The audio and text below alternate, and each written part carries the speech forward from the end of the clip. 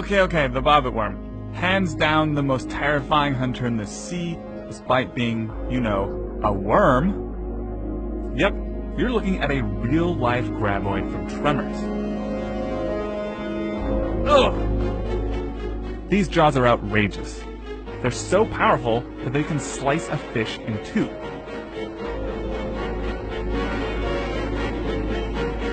Oh god.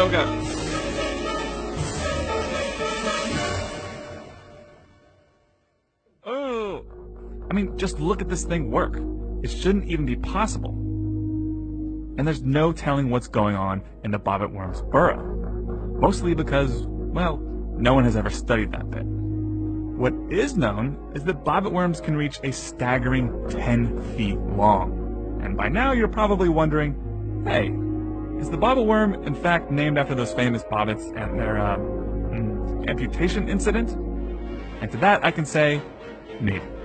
Unfortunately, the origins of the name are hazy, but I can see the similarities. Oh no. Normal bug. Normal. What the Behold the peanut bug. Yes, that's its name. If the rainforest were a playground, this would be its biggest nerd, geek, dork, poser, and dweeb combined. It seems like everything wants a piece of the peanut bug, for it has defenses galore. First of all, it's got some lovely camouflage. Second, that head. The theory goes that it makes the insect look like a snake or lizard. If that doesn't work as a deterrent, ideally the predator will bite onto the noggin. The dome is actually hollow, and losing it might give the bug a chance to escape. But this insect hopes it never comes to that. If a predator doesn't get the hint about the head, the peanut bug will unfurl its wings, which have two massive eye spots. With any luck, that scares the fiend away. If not, its last defense is to shoot a foul-smelling spray. I hear it smells a bit like a skunk. Part of the problem is the peanut bug can't defend itself by biting. It feeds solely on plant sap. Which makes it all the more curious that legend says that if a woman is bitten by a peanut bug, she has to sleep with her boyfriend within 24 hours or she dies. I'll give you a wild guess as to which of the two sexes came up with that one. Just look at these baby goats. I'm showing them to you in the hope that their cuteness will insulate you from what you're about to see. This is not a baby goat. It is in fact the larva of a botfly erupting out of human skin. There are several species of botfly that parasitize a range of mammals, from horses to squirrels to you and me. They are, I want to tell you, horrible. The female botfly that targets horses lays her eggs on the hide. When the horse licks the area, it picks up the eggs, which hatch into larvae and attach to its stomach. Here's animation of another botfly that tackles a mosquito mid-flight and attaches her eggs to the insect's belly. When the mosquito feeds on a human, body heat triggers the eggs to hatch into larvae, which burrow into the wound. But it pokes its rump out of your skin so it can poop, which is courteous. Now, you can use tweezers to yank the botfly larva out, but that'll be uncomfortable because it's covered in spines that anchor it in your flesh. But if you let it develop for 3 months or so, it'll back out on its own. Ideally, it'll drop into the soil and grow into an adult, starting the process all over again. But enough of that. Here's a goat on a green screen. Hehe. Goat on a green screen.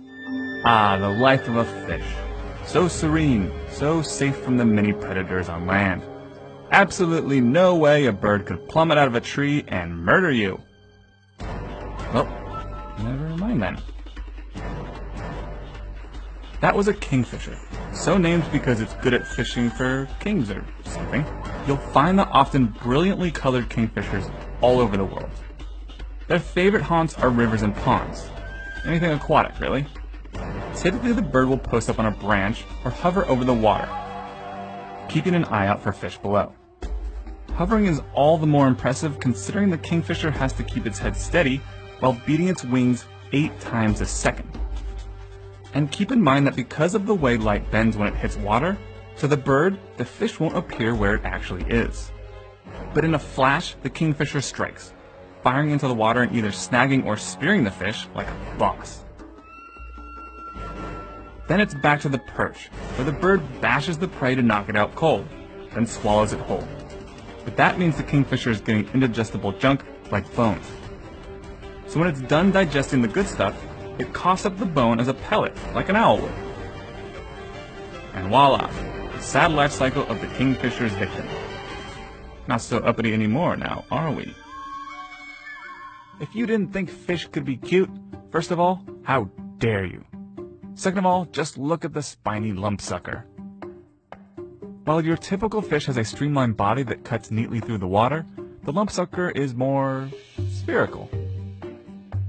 That's because it lives a radically different life. Since the lumpsucker is a lousy swimmer, it sticks to the seafloor. Like, literally sticks. Its pelvic fins have evolved into a suction cup. And that's key, because unlike other fish, it lacks a swim bladder, which normally helps maintain neutral buoyancy. Sticking to a rock means the fish can sustain its position without having to constantly correct, thus saving energy. So the lumpsucker isn't what you'd call a voracious hunter. It simply hoovers up worms and other critters even more sluggish than itself. And check out the surface of the fish. It isn't actually made of scales, but plates, each tipped with a tiny spine.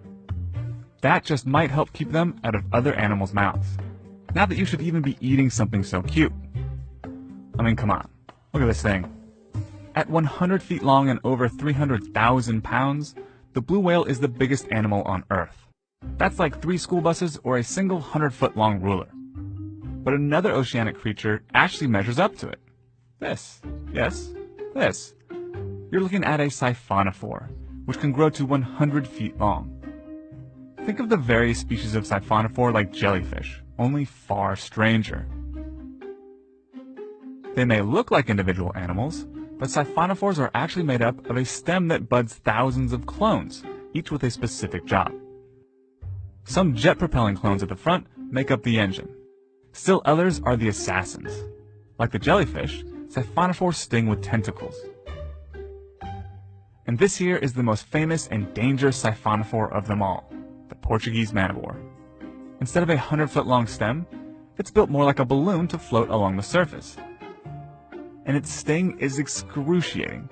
Even worse, its stingers can break loose and still do damage floating around on their own. I'd like to see a blue whale do that. So this little crab's like, hey, just passing through here, fellas. And this big crab's like, no, check yourself. And this other big crab's like, no, you check yourself. And the other crab's like, all right, maybe for a second, but I'm not happy about it. Such is the life of the fiddler crab. You may have noticed that the fiddler crab has kind of a little claw, big claw thing going on. In fact, the big pincer can be twice as long as the crab's body is wide. But it's only males that wield those mighty claws. Why? Well, males have to wave to each other to say hi. And by hi, I mean they're saying, I will end you if you don't back off. Waving also attracts females, so that's definitely a way to say hi. When they're not waving at each other, fiddler crabs are tunneling. And even though they're a bit cranky, they're actually colonial. Thousands of fiddler crabs might live and feed together, which entails shoveling sand in their mouths and filtering out the organic material. And waving. And whatever it is you call this. Oh my. You okay, little ant? Can I get you anything? No? Alright, good luck. Welcome to the jaws of the tiger beetle, the most ferocious insect on planet Earth. The beetle is pretty much just legs and a mouth with a little bit of body attached, and they're insatiable. Quite literally. Like, who even messes with ladybugs? Come on, man. They'll even tussle with spiders. Okay, and get off me, and thank you. And tiger beetles are astoundingly fast. They'll sprint so quickly that even though they have giant eyes, they can't collect enough photons. So periodically they go blind. But they stop, get their bearings again, and continue pursuit. Once they get a hold of something, there's no escape. The beetle's massive jaws can cut through just about anything. And the tiger beetle is no slouch in the air either. So really, prey has nowhere to hide. Even as a larva, the beetle is a menace, digging a vertical tunnel and waiting for a victim, This ladybug was lucky, and not so much. Even big old caterpillar. تنسوا الإعجاب بالفيديو والاشتراك بالقناة.